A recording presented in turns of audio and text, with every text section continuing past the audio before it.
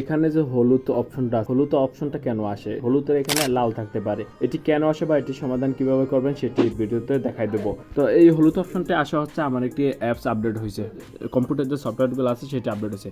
তো দেখুন এখানে উইন্ডোজটি যেটা আছে আমার উইন্ডোজ 10 সেই ভার্সনটা কিন্তু আপডেট আসছে। আপডেট দেওয়ার পরে এখানে রেজিস্টার নাও লেখা চলে আসছে। যখন রেজিস্টার নাও লেখা চলে আসছে সেই কারণে কিন্তু এখানে হলুদ অপশনটা আসছে। অনেকে লাল অপশন থাকে, যদি লাল থাকে তাহলে মনে করবেন যে আপনার আপডেটটি দেওয়া হয় না, কিন্তু আপডেট দিতে হবে। আপডেট কিভাবে দেবেন সেটি ভিডিও কিন্তু আপলোড করা আছে। তো এখান থেকে আপনার রেজিস্টার দিতে পারেন অথবা স্টার্ট মেনুর উপর ক্লিক করবেন।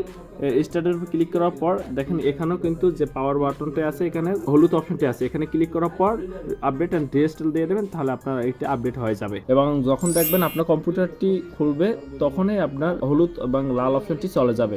এটি হওয়ার কারণ হচ্ছে আপনার কম্পিউটারটি আপডেট হয়, আপনার সফটওয়্যার অথবা উইন্ডোজটি আপডেট হয় সে কারণে।